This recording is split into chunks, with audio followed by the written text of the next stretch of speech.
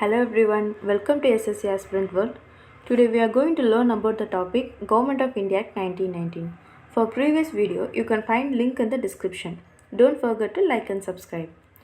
Government of India Act 1919, also known as Montagu-Chelmsford Reform, named after Secretary of State for India Montagu and Indian Viceroy Chelmsford. In August 1917, British government declared its objective gradual introduction of responsible governments. It's an August declaration, not an August offer. Both are different. Also, British government resorted to carrot and stick, which means which you are rewarded for some action and threatened with punishment for other. Here the carrot refers Montagu-Chelmsford Reform and stick refers Rowlatt Act. This act got an royal assent in 23rd December 1919 and came into force 1921.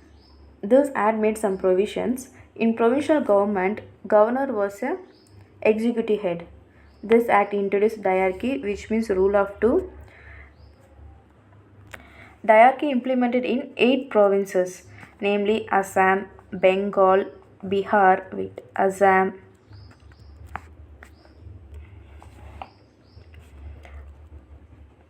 Assam, Bihar, Orissa, Central Provinces, Bombay, Madras, and Punjab.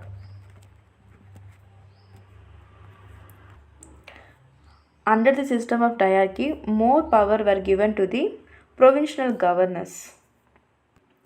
Two types of executors. One is executive councillors and ministers.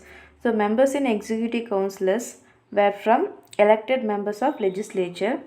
There are two types of subject. One is reserved list, which includes finance, land revenue, law and order.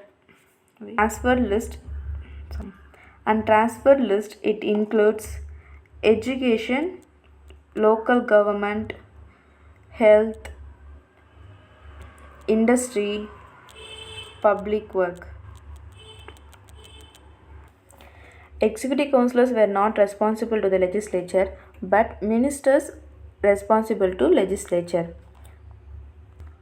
Secretary of State and Governor General could able to interfere in matters of reserved list, but they are restricted for transferred subject. We have already discussed in Indian Council Act 1909.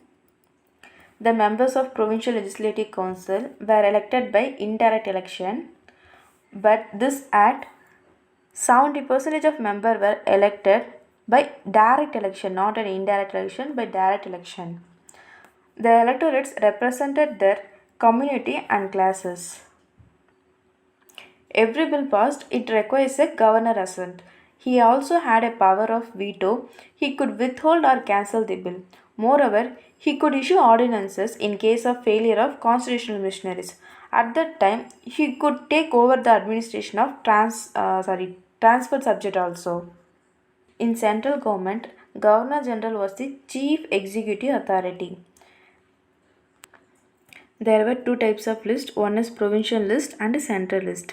There were 8 members in Viceroy Executive Council. Out of 8, 3 members were Indians. Governor General has power to issue ordinances. Also, he can certify the bill which were rejected by the central legislature. Bicameral legislature was set up with 2 houses. One is Legislative Assembly or lower house. Another one is Council of State or upper house. In Legislative Assembly, there were 145 members, out of which 41 were nominated and 104 was elected.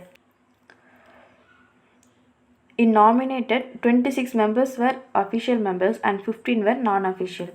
In elected members, 52 from general community and 30 from Muslim, 9 from Europeans and 7 members from landlord and 4 from representative of Indian community and 2 from Sikhs. Legislative Assembly is the forerunner of Lok Sabha.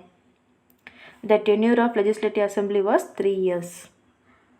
In Council of State, there were 60 members, out of which 27 were nominated and 33 were elected.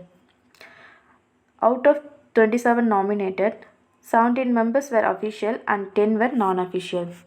In elected 33 members, 16 members were general community and 11 from Muslims and 3 from Europeans and 2 from Sikhs.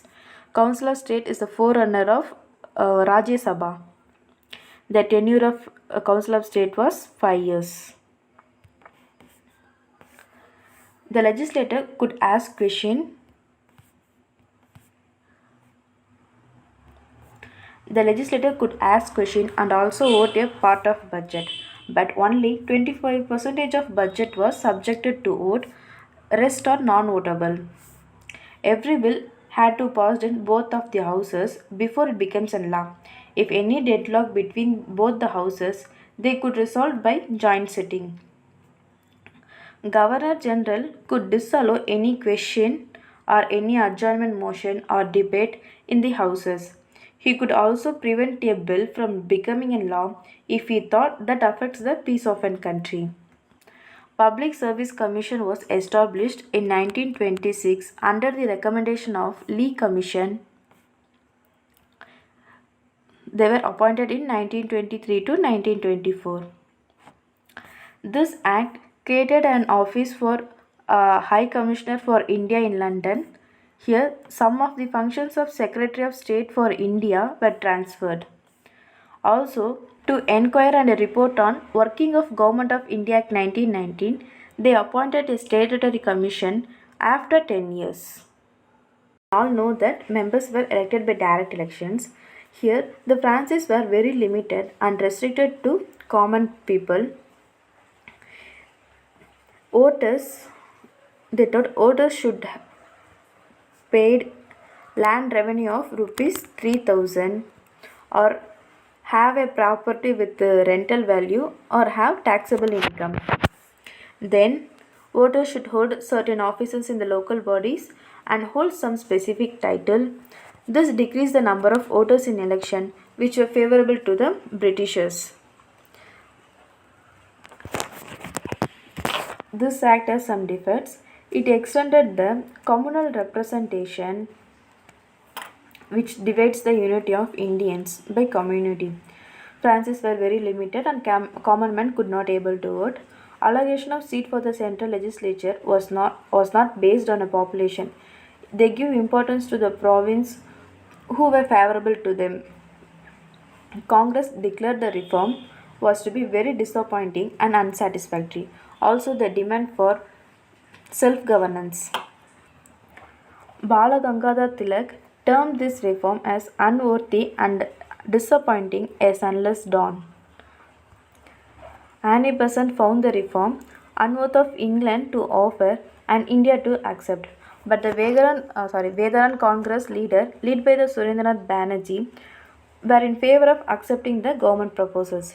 These are the defects in Government of India Act 1919. Thank you. Don't forget to like and subscribe.